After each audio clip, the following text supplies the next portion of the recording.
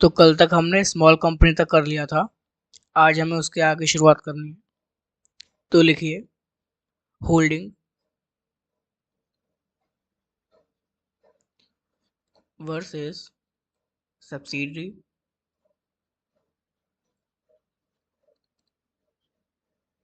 Versus associate company. Subsidiary के नीचे लिखिए सेक्शन 2 क्लॉज 87 और इसे हाईलाइट कर लेना।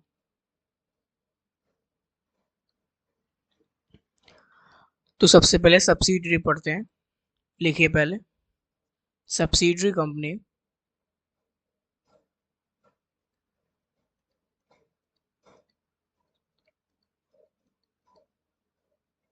Subsidiary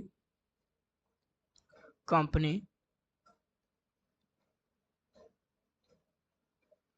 in relation to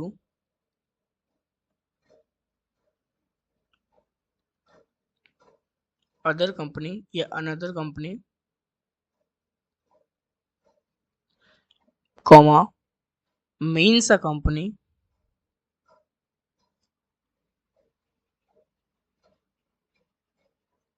in which such other company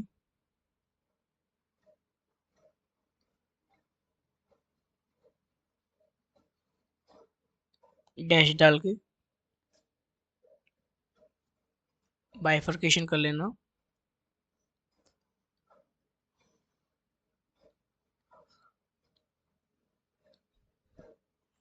such other company लिखो पहले में कंट्रोल्स या control the composition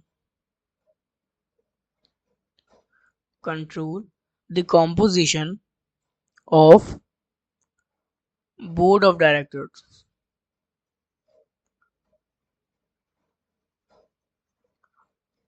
second or exercise more than half of total voting power। इसके नीचे बाइफर्केशन करना।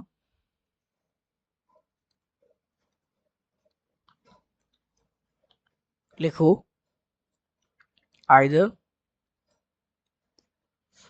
on its own or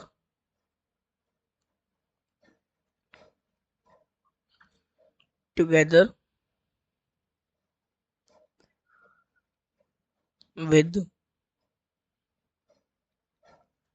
one or more one/more subsidiary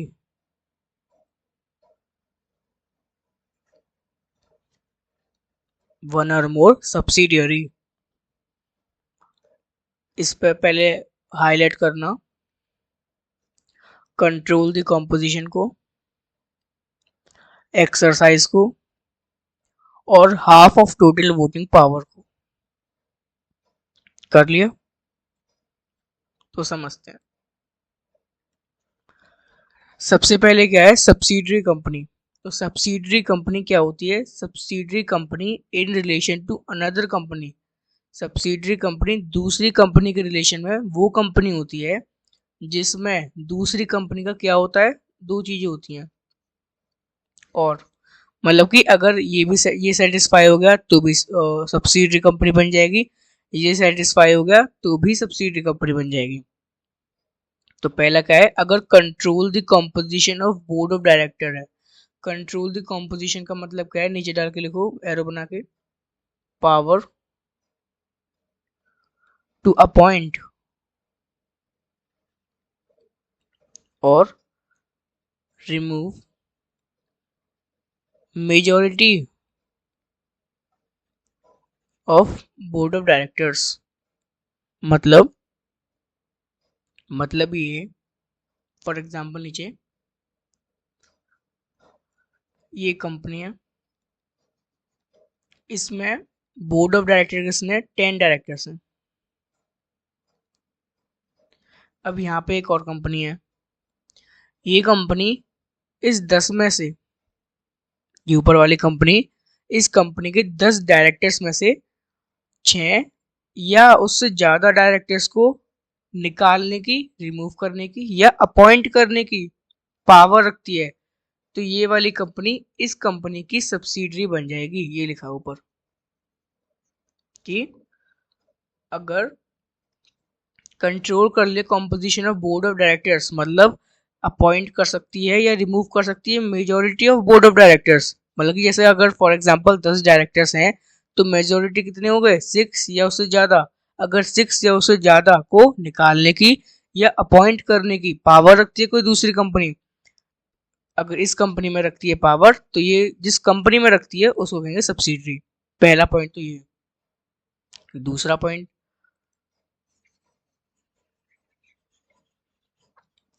दूसरा point है exercise more than half of total voting power. मतलब for example नीचे लिखो, लिखना है तो लिख लेना, नहीं तो एग्जांपल ये बस। ये कंपनी है ए, ये कंपनी है बी। ए कंपनी बी कंपनी में 50% से ज्यादा, मतलब मोर देन 50%, मोर देन 50% का मतलब क्या, 50% क्या होता है, हाफ। तो more than half of total voting power क्या है, एक्वायर कर लेती है। तो ये वाली कंपनी क्या बन जाएगी, सब्सिडरी बन जाएगी ऊपर वाली कंपनी की। यही लिखा है, क्या लिखा है कि एक्सरसाइज करती है more than half of total voting power.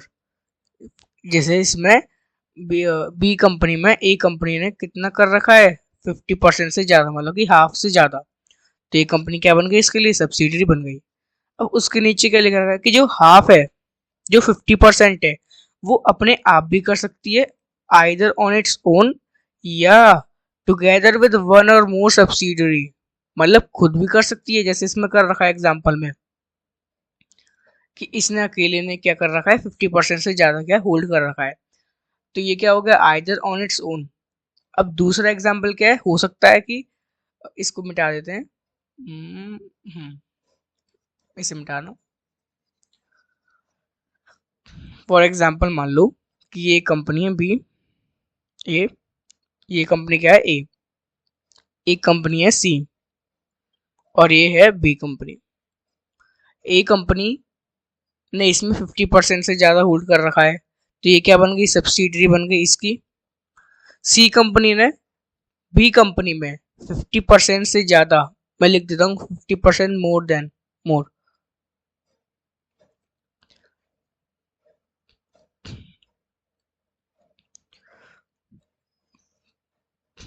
50% से ज्यादा,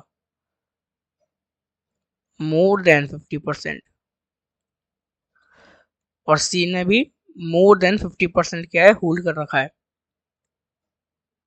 मोर देन 50%। तो बी क्या बन जाएगी, सी कंपनी की सब्सिडरी बन जाएगी। और सी किसकी बन गई है पहले से ही, ए कंपनी की। तो एक खुद सोचो, ये समझो कि ए मालिक है किसका, सी का, क्योंकि सी सब्सिडरी बन गई है ना, तो ए मालिक बन गया सी का। अच्छा, अब बी सब्सिडरी बन गई सी की, तो मालिक कौन बन गया इसमें, सी बन गया। किसका, बी का। तो बी का मालिक सी है, सी का मालिक ए है, तो इनडायरेक्टली बी का मालिक भी तो ए ही है। इनडायरेक्टली ये भी तो कह सकते हैं कि बी भी सब्सिडरी है ए की। तो यही लिखा है उसमें कि अगर जो पहले वाला एग्जाम्पल है कि डायरेक्ट होल्ड कर रहा है इसमें 50% से ज्यादा, तो वो आइदर ऑन इट्स ओन हो गया, खुद ही कर रहा है। और दूसरा क्या हो गया, फिर वन और मोर सब्सिडरी, बल्कि ये इसकी सब्सिडरी, ये इसकी सब्सिडरी, तो इनडायरेक्टली क्या है, ये इसकी सब्सिडरी हो गई। तो ये लिखा हुआ है, आई होप समझ में आ गया होगा। इसके बाद एक दो नोट लिखने हैं नीचे,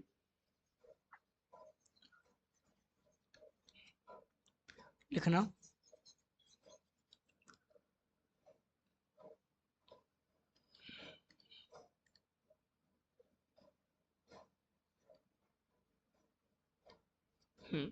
नीचे लिखना,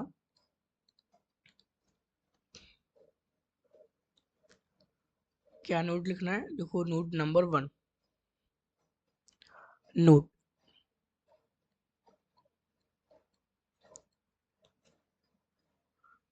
सब्सिडरी को ब्लॉक डाल।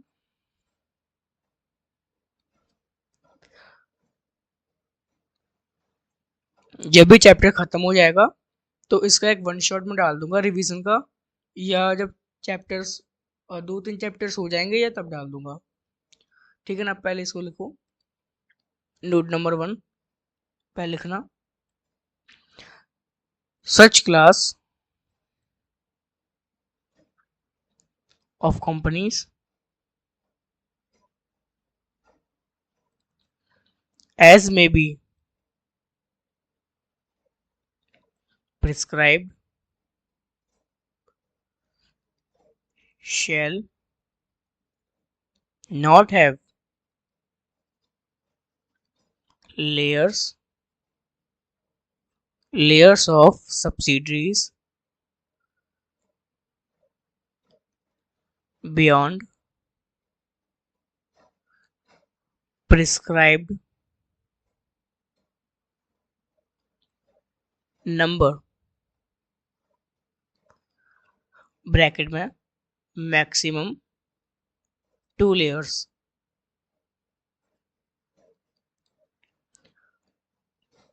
Second note, shares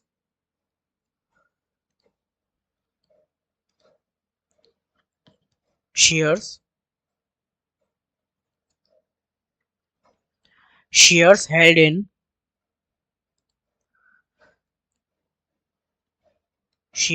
in fiduciary capacity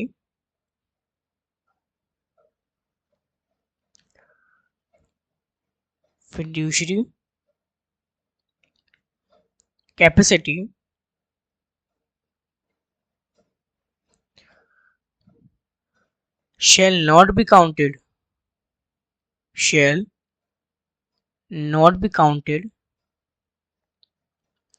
for the purpose of subsidiary company।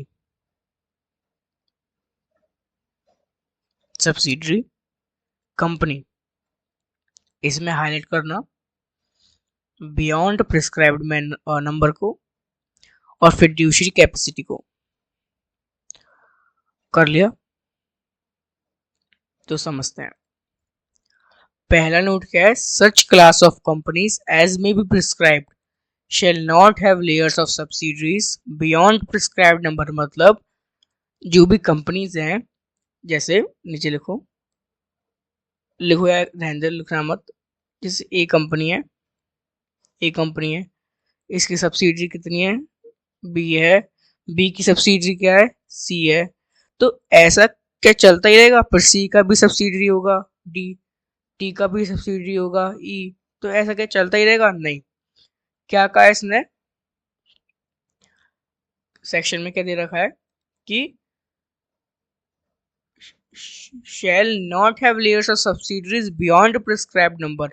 Prescribed number जो दे रखा है उसके आगे जो है जितने भी लेयर्स हैं प्रिस्क्राइब्ड नंबर्स में, उसके आगे नहीं होनी चाहिए, इतनी सब्सिडरी नहीं होनी चाहिए।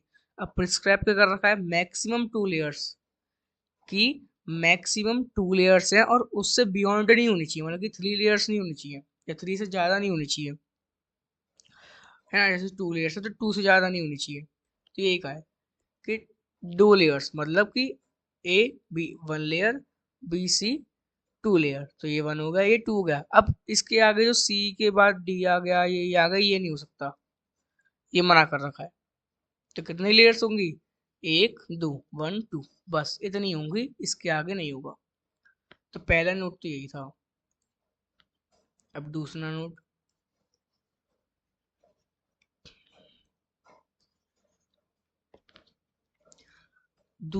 क्या कह रहा है, दूसरा नोट ये कह रहा है shares held in fiduciary capacity. Fiduciary capacity क्या होता है, ट्रस्ट। फिड्यूशरी का मतलब क्या होता है, ट्रस्ट। अगर ट्रस्ट के बेस पर कोई भी शेयर्स हेल्ड है, मतलब कि अगर पकड़ रखे हैं, शेयर्स होल्ड कर रखे हैं, शेयर्स फिड्यूशरी ट्रस्ट के बेस पर, shall not be counted for the purpose of subsidiary company, वो सब्सिडरी कंपनी के पर्पस के लिए काउंट नहीं होंगे। अब काउंट नहीं होंगे का मतलब क्या है?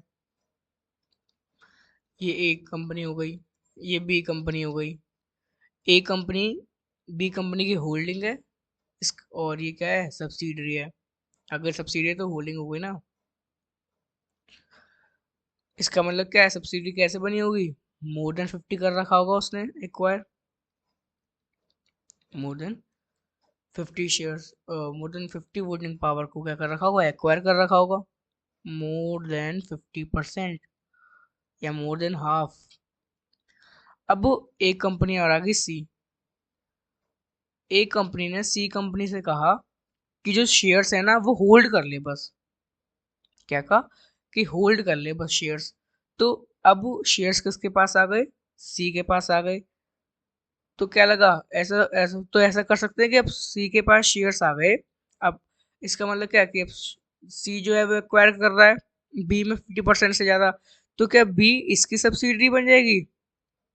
तो क्या बी जो है वो सी की सब्सिडरी बन जाएगी क्या? नहीं बन सकती। यही लिखा है। तो इसने इसने ट्रस्ट के बेस पे क्या है, उसको बस एक्वायर करने के लिए बोला है। तो अगर कोई ट्रस्ट के बेस पे एक्वायर करने के लिए बोलता है तो उसको होल्ड तो कर रहा है वो शेयर्स। वैसे देखी जाए तो होल्ड तो कर रहा है, हम मानेंगे कि होल्ड कर रहा है, लेकिन सब्सिडरी कंपनी के पर्पस के लिए काउंट नहीं होगा। उसको हम सब्सिडरी कंपनी नहीं बोलेंगे। यही लिखा है कि अगर किसी ने ट्रस्ट के बेस पे अगर शेयर्स होल्ड कर रखे हैं तो उसको हम सिर्फ सब्सिडरी कंपनी के पर्पस के लिए काउंट नहीं करेंगे। यही लिखा है, काउंट नहीं करेंगे किसके पर्पस के लिए? सब्सिडरी कंपनी के पर्पस के लिए बस। ये लिखा है छोटा सा। इसके बाद एसोसिएट कंपनी लिखो। ये हो गया।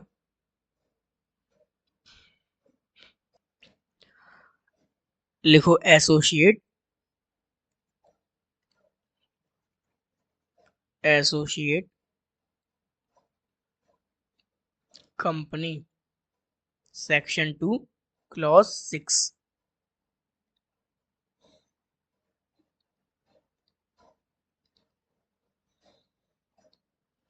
हाईलाइट कर लिया ना ऊपर। इसमें लिखो पहले, in relation to a company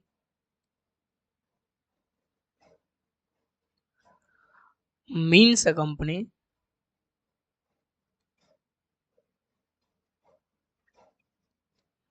in which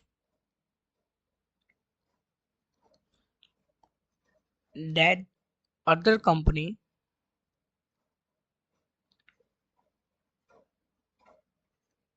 has dash डाल के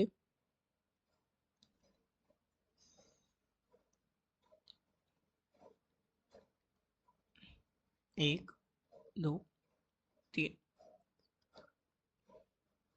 हैज फर्स्ट में लिखो, has significant influence, significant influence,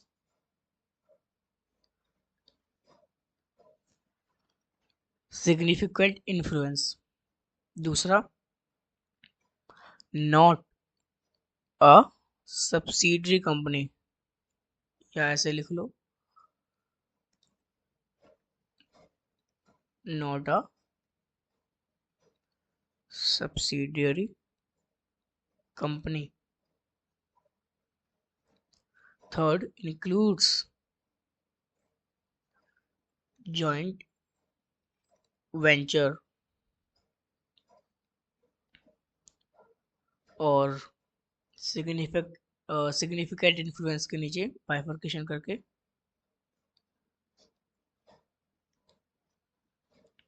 at least 20%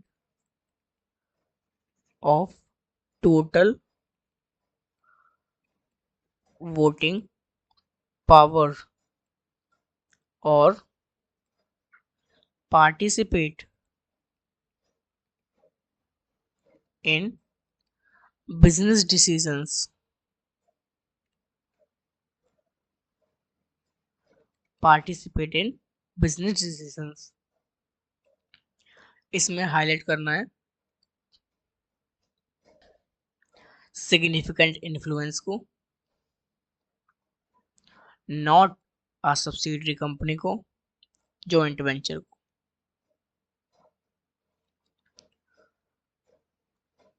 ठीक है, हो गया।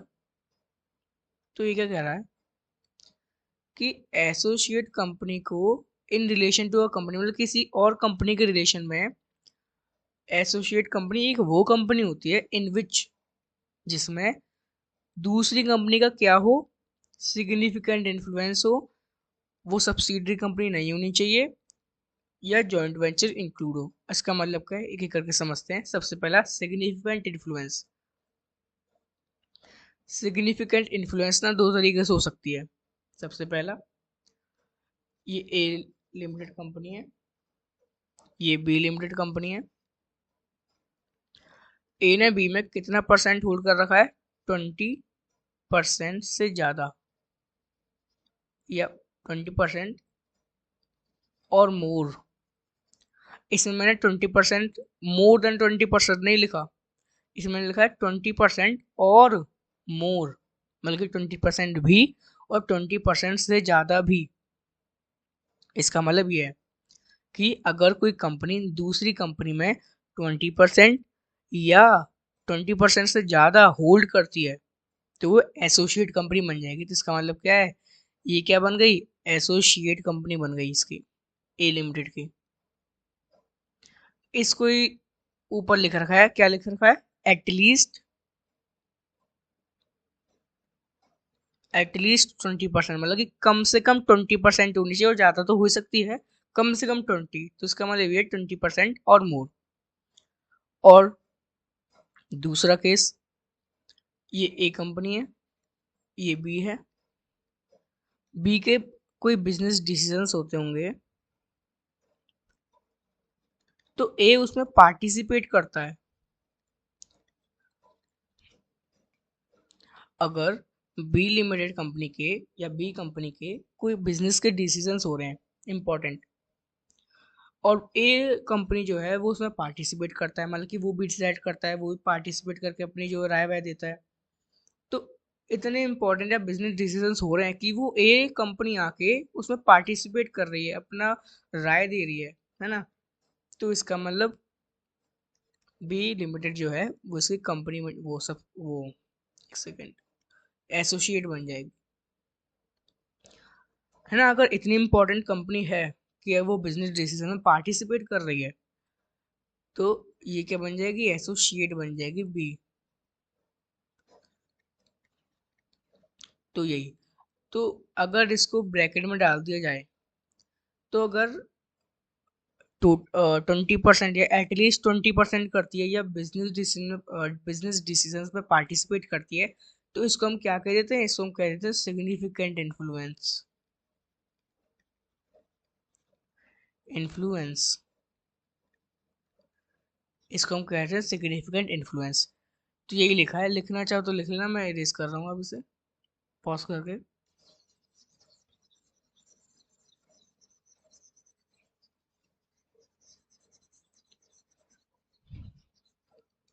क्या लिखा है ऊपर, कि एसोसिएट कंपनी कब बनती है, जब कोई किसी कंपनी की क्या हो, सिग्निफिकेंट इन्फ्लुएंस हो।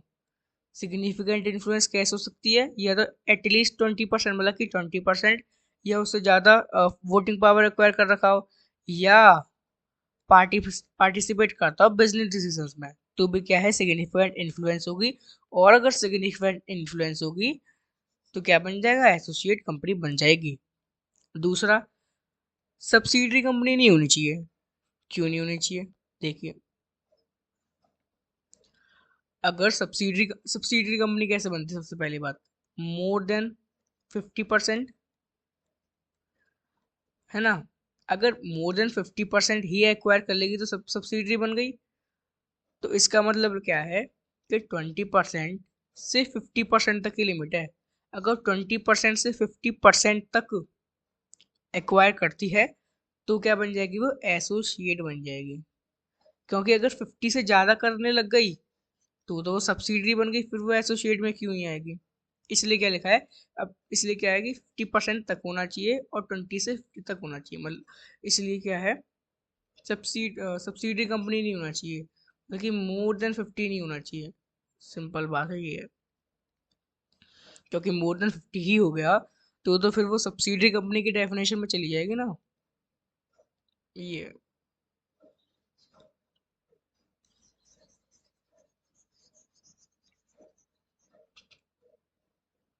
तीसरा, includes joint venture. Joint venture क्या है, इतना इंपॉर्टेंट है नहीं वैसे ये, फिर भी जॉइंट वेंचर क्या होता है, जब कोई दो पार्टीज आके कुछ बनाते हैं साथ में, उसको जॉइंट वेंचर कहते हैं। तो अगर जॉइंट वेंचर इंक्लूड हो रहा है तो भी क्या है, वो एसोसिएट कंपनी मानी जाएगी। जी है। तो सिग्निफिकेंट इन्फ्लुएंस सब्सिडरी नहीं होनी चाहिए, जॉइंट वेंचर होना चाहिए। तो ये था, बस एक नोट लिखना है इसके नीचे, फिर ये भी सेक्शन खत्म हो जाएगा। लिखे नोट नीचे,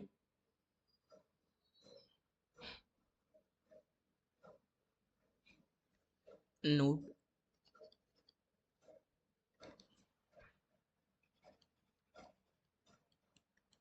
शेयर्स हेल्ड इन, ये पड़ा हुआ है ऊपर, हेल्ड इन, हेल्ड इन क्या, fiduciary capacity, fiduciary capacity, shall not be counted for the purpose of, ऊपर सब्सिडी कंपनी लिखा था, यहाँ का लिखेंगे एसोसिएट कंपनी, इसमें फिड्यूशरी को हाइड कर लेना। इसको तो समझाने की जरूरत नहीं है ना, सेम है बिल्कुल सब्सिडरी की तरह। अब नीचे एक समरी लिखते हैं, लिख लिया, ये नोट कर लिया, नीचे एक समरी लिखते हैं, लिखो समरी।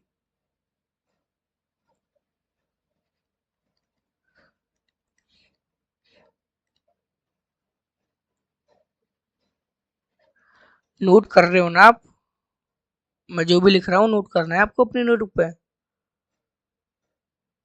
नोट करते रहना साथ साथ। लिखो समरी, एक लाइन खींच लेते हैं,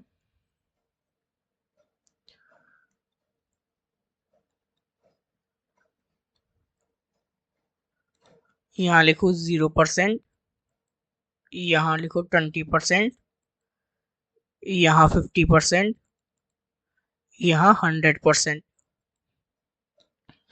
अगर कोई कंपनी दूसरी कंपनी में क्या करती है, या सिंपल समझते हैं, अगर 0 से 20% तक होल्ड कर रखा है या इन्वेस्ट कर रखा है तो उसको क्या कहेंगे, सिंपल इन्वेस्टमेंट। बस सिंपल, सिंपल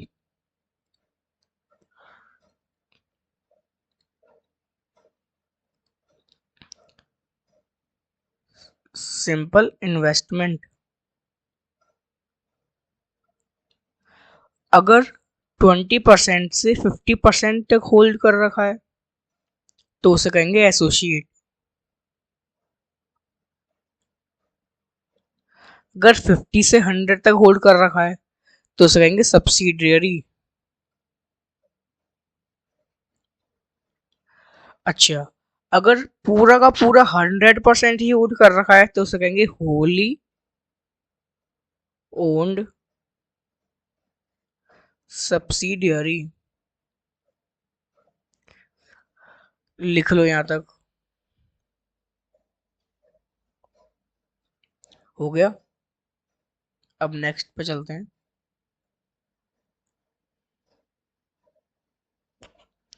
नेक्स्ट है गवर्नमेंट कंपनी। देखो,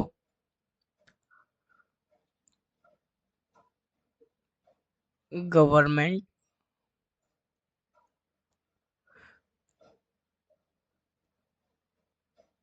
कंपनी, सेक्शन 2 क्लॉज 45,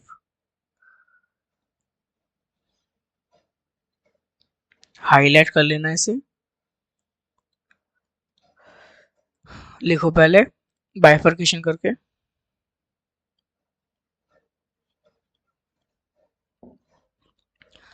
दो रास्ते हैं गवर्नमेंट कंपनी बनने के लिए। क्या क्या? पहला, अ company in which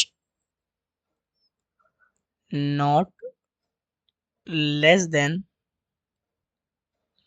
51% of paid up share capital, POSE क्या है? Paid up share capital is held by या is held डैश डाल के either by central government or by state government or partly both. दूसरा, includes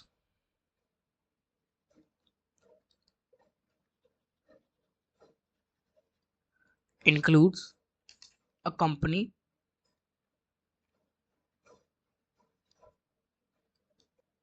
which is subsidiary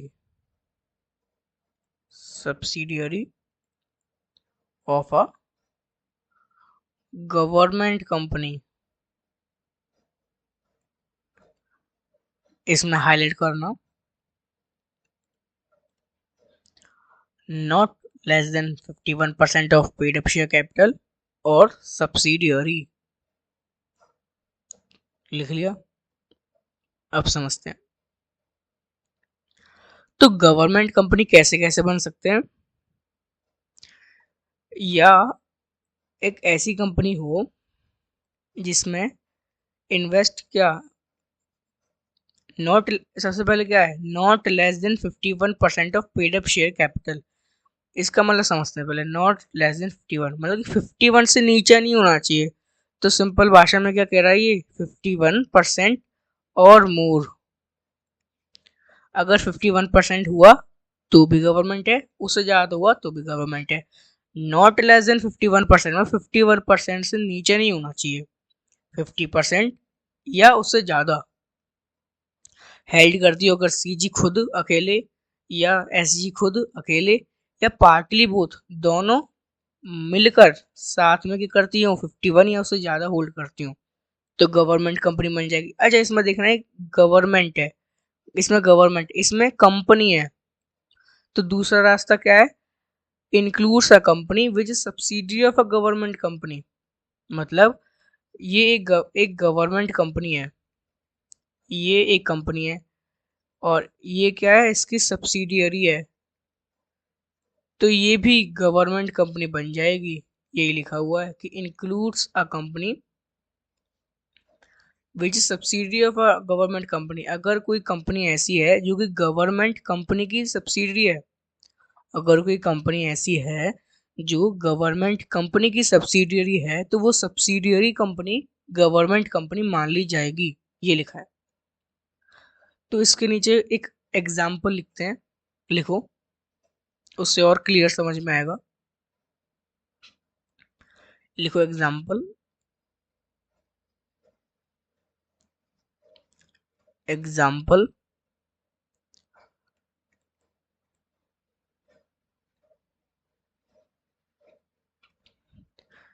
मान लो ये है central government. ये समझ में आ गया ना, ये अलग अलग कंडीशंस हैं। और ये और देखना कि गवर्नमेंट एक कंपनी है, तो मिलाना नहीं है इन दोनों को। अगर हम कभी अगर क्वेश्चन सॉल्व करेंगे उसमें देखेंगे कि गवर्नमेंट कंपनी है कि नहीं है, तो ये अलग है और ये अलग है। अगर ये कंडीशन फुलफिल कर रही होगी तो है, ये कर रही होगी तो है। दोनों का जो शेयर है वो उसको ऐड नहीं करना है ना। अभी वैसे भी करेंगे, इसका एग्जांपल इसमें करेंगे। सबसे पहले इजी वाला एग्जांपल करते हैं। ये क्या है? ये सेंट्रल गवर्नमेंट है, ये एक कंपनी है ए लिमिटेड मान ले। सेंट्रल गवर्नमेंट ने ए लिमिटेड में कितना परसेंट होल्ड कर रखा है? 60%। क्या ये गवर्नमेंट कंपनी है? क्या ये गवर्नमेंट कंपनी है? हाँ है। क्या लिखा होता है ऊपर? 50% से नीचे नहीं होना चाहिए, मतलब 51% या उससे ज़्यादा। उससे ज़्यादा है 60%। तो हाँ, ये गवर्नमेंट कंपनी है। दूसरा, अब इसमें स्टेट गवर्नमेंट आ गई। ये बी लिमिटेड मान लो या बी कंपनी मान लो। ये इसमें 70% क्या कर रखा है? होल्ड कर रखा है। किसने कर रखा है? स्टेट गवर्नमेंट ने कर रखा है। तो क्या ये गवर्नमेंट कंपनी है? हाँ है। अगर सोलो सेंट्रल करती है फिर भी है, या स्टेट करती है फिर भी है, और अगर दोनों साथ में भी करती हैं फिर भी है। उसका एग्जाम्पल करते हैं नेक्स्ट। ये सेंट्रल गवर्नमेंट आ गया, ये स्टेट गवर्नमेंट आ गया, ये सी लिमिटेड या सी कंपनी आ गया। सेंट्रल गवर्नमेंट ने इसमें 40% कर रखा है, स्टेट गवर्नमेंट ने इसमें 30% कर रखा है। अब क्या ये एक गवर्नमेंट कंपनी है? मेरा ये क्वेश्चन है। क्या लिखा होता है ऊपर? आइदर बाय सीजी, तो आइदर बाय सीजी का एग्जांपल ये हो गया। दूसरा लिखा था और बाय एसजी, तो उससे एग्जांपल ये हो गया। तीसरा क्या लिखा था? और पार्टली बोथ, मतलब दोनों एक साथ आके भी करती हैं अगर, फिर भी हम मान लेंगे। तो इसका कितना है? 40%। इसका कितना है? 30%। दोनों कंबाइन कर दिया, कितना हो गया? 70%, मतलब 51, और उससे ज्यादा है। तो हाँ, ये गवर्नमेंट कंपनी हो गई। आई थिंक क्लियर हो गया होगा। अब नेक्स्ट एग्जांपल बहुत इंपॉर्टेंट है। नेक्स्ट लिखो। ये आ गया। ये लिखना है, ये तो लिखना है, ये इंपॉर्टेंट है, इसे लिख लेना। सेंट्रल गवर्नमेंट, स्टेट गवर्नमेंट और सी। सी, सी क्या है? ये ये है सी। सी क्या है? गवर्नमेंट कंपनी है। ऊपर लिखा था ना कि हाँ ये गवर्नमेंट कंपनी है, तो ये लिख लेना बगल में भी, वैसे भी गवर्नमेंट कंपनी है। अब ये मान लो कोई दूसरी कंपनी है, डी मान लो। सेंट्रल ने कितना कर रखा है? 20%। एसजी ने कितना कर रखा है? 20%। सी ने कितना कर रखा है, जो कि गवर्नमेंट कंपनी है? 20%। अब मेरा ये सवाल है, क्या ये गवर्नमेंट कंपनी है? नहीं है। क्यों नहीं है? आप आपने करा हुआ है, बहुत सारे बच्चे ऐसे ही करते हैं कि इसको जोड़ लिया, इसको जोड़ लिया, इसको जोड़ लिया, 60% हो गया, 51% से ज्यादा है ना, तो हाँ गवर्नमेंट कंपनी नहीं। जो पहली कंडीशन थी वो अपने आप में अलग है, जो दूसरी कंडीशन थी वो अपने आप में अलग है। तो इसको देखेंगे पहले लगा के, नहीं हो रहा, फिर इसको देखेंगे लगा के, नहीं हो रहा, तो फिर नहीं है। पहले क्या, पहले वाला कंडीशन करते हैं पहले। पहले था आइदर बाय सीजी और बाय एसजी और पार्टली बोथ, मतलब 20%, और 20% को प्लस कर दिया, तो कितना आ गया? 40%। नहीं है। 51% उससे ज्यादा नहीं है ना, तो ये वाली कंडीशन तो नहीं लगी, तो इसमें तो नहीं है गवर्नमेंट कंपनी। दूसरी कंडीशन क्या थी? Includes a company which is subsidiary of a government company. तो ये कंपनी है और क्या है? गवर्नमेंट कंपनी है। तो अगर डीलिमिटेड सब्सिडियरी होती सी की, तो हम गवर्नमेंट कंपनी मानते, यही लिखा है ना अपने ऊपर। लेकिन इसे 20% यूज कर रखा है।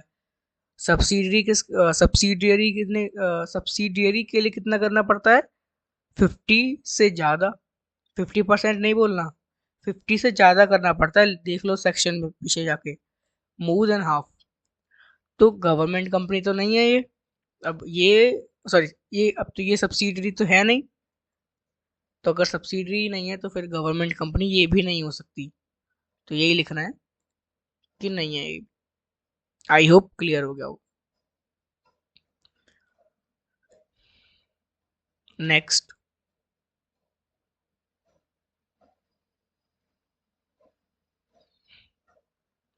नेक्स्ट है, ये तो खैर फाउंडेशन में भी पढ़ा है, 11th में भी पढ़ते हैं, 12th में भी पढ़ते हैं, फिर भी है दे रखा है तो लिखवा देते हैं। और लिखो share capital.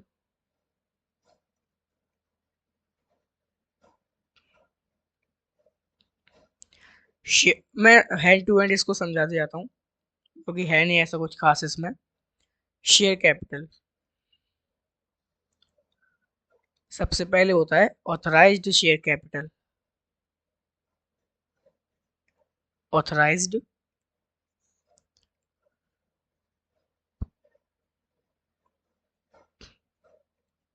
Authorised share capital. Authorised share capital क्या होता है? जो हमारा एमओए होता है, एमओए मतलब मेमोरेंडम ऑफ एसोसिएशन होता है, उसमें एक प्रिस्क्राइब्ड शेयर कैपिटल की लिमिट होती है कि इससे ऊपर हम जो है वो इशू नहीं कर सकते। तो ऑथराइज्ड मतलब कि मैक्सिमम लिमिट कितनी है, मैक्सिमम हम कितना कर सकते हैं वो ऑथराइज्ड है। ठीक है, तो ऑथराइज्ड ये होता है। उसके बाद issued issued share capital. Issued share capital क्या होता है? अब जैसे फॉर एग्जांपल इसमें 10,000 करोड़ जो है दे रखा है कि इतना कर सकते हैं, लेकिन जरूरी थोड़ी है कि जितना दे रखा है हमको उतना ही करना है। हमारी मर्जी है वो तो जितना भी कर सके। तो हमने इसमें से 5,000 करोड़ कर दिए इशू। उसके बाद सब्सक्राइब शेयर कैपिटल। अब हमने जितने इशू करे जरूरी तो नहीं है कि पूरे ही सब्सक्राइब हो गए। कभी कभी ओवर सब्सक्रिप्शन आता है, मतलब कि जैसे 5,000 करे तो हो सकता है कि 5,000 से ज़्यादा इशू सब्सक्राइब हो जाए। कभी अंडर सब्सक्रिप्शन आता है, मतलब कि 5,000 करे तो हो सकता है कि सिर्फ 4,000 ही आ पाए। तो यही है सब्सक्राइब शेयर कैपिटल, मतलब कितने सब्सक्राइब करे। इसमें मान लेते हैं कि 4,000 सब्सक्राइब हो गए हमारे। उसके बाद कॉल्ड अप शेयर कैपिटल। अब 4,000 करोड़ तो सब्सक्राइब हो गए, तो इकट्ठा थोड़ी मंगा लेंगे 4,000 करोड़, डिवाइड करके मंगाते हैं। सबसे पहले वो होता है, पढ़ाई होगा, फाउंडेशन में पढ़ा था, 12th में पढ़ा था कि सबसे पहले एप्लीकेशन अलॉटमेंट, फिर कॉल्स होता है, फर्स्ट सेकंड, है ना, वही तो कॉल करा हमने। जितना भी कॉल करेंगे पूरा तो नहीं करेंगे एक साथ, इंस्टॉलमेंट में करते हैं। तो जितना करा हमने, जितना हमने बुला लिया 4,000 करोड़ में से, उसको क्या कहते हैं? Called up share capital. और जितना नहीं बुलाया उसको क्या कह देंगे? अनकॉल्ड शेयर कैपिटल, है ना। जितना नहीं बुलाया उसको कह देंगे अनकॉल्ड शेयर कैपिटल। अब हमने फॉर एग्जांपल हमने 4,000 करोड़ में से हमने 2,000 करोड़ बुलवा लिया।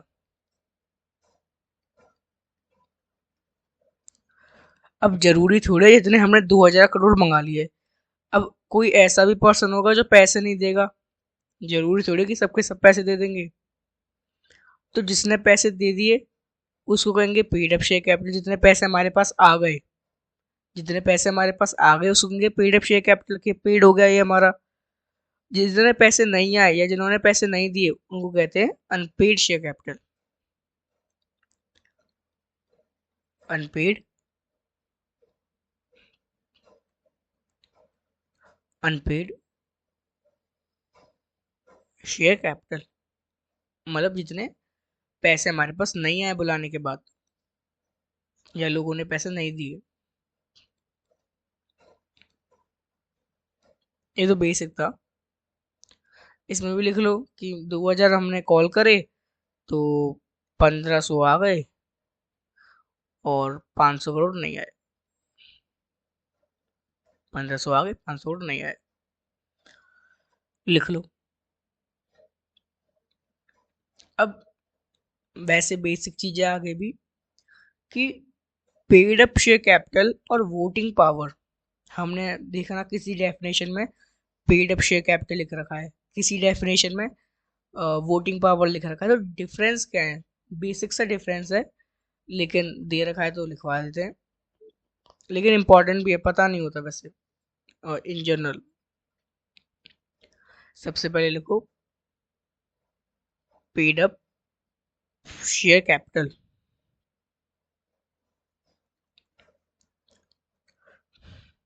पेड अप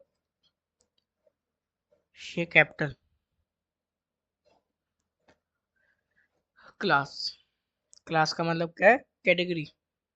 बोलते ना ये class, B class, C class, तो क्लास का मतलब क्या है? कैटेगरी।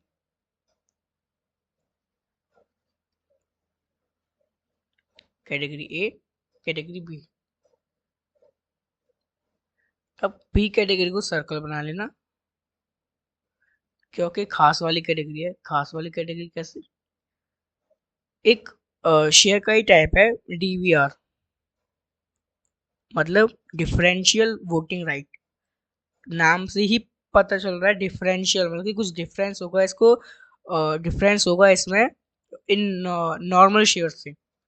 तो फॉर एग्जांपल मान लेते हैं कि नॉर्मल शेयर, एक शेयर में अगर हम देते हैं तो एक वोट होता है उसमें, कि अगर एक शेयर लिया तो एक वोट मिल जाएगा।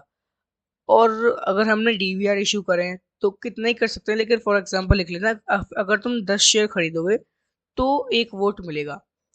तो अब मन में आ रहा होगा कि फिर लोग लेंगे ही क्यों? इसलिए लेंगे क्योंकि फिर कंपनीज कह रही थी अगर तुम ये लोगे, क्योंकि आजकल लोगों को शेयर से मतलब नहीं, उनको रिटर्न कमाना है, उनको रिटर्न चाहिए।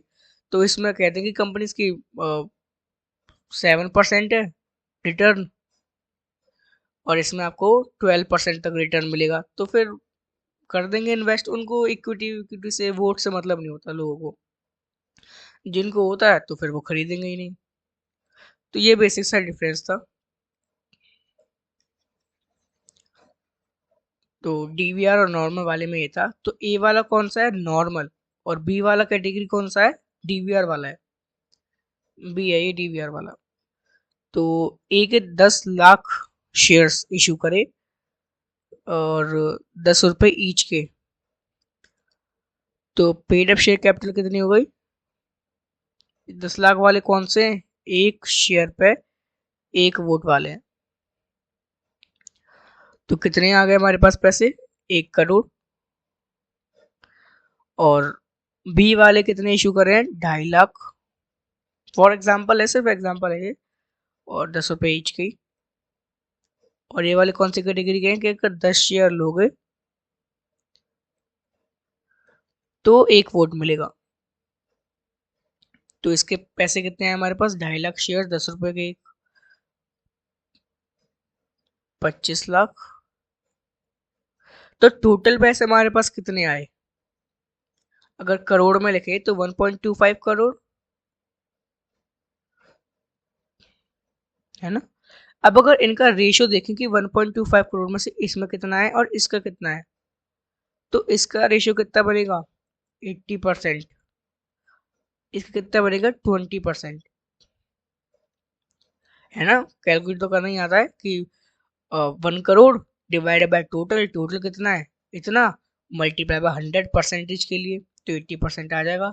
और सेकंड वाले के लिए 25 लाख। अब 25 लाख नहीं लिखेंगे करोड़ में, अगर हम लिख रहे हैं डिनोमिनेटर को तो ऊपर वाले को भी करोड़ में ही लिखेंगे। मतलब 0.25 डिवाइडेड बाय 1.25 और इंटू 100, तो 20% आ जाएगा।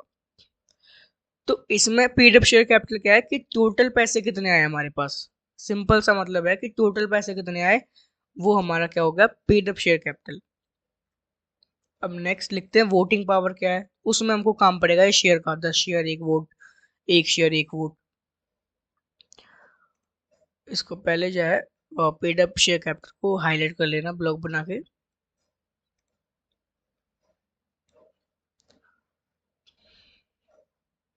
अब लिखो वोटिंग पावर।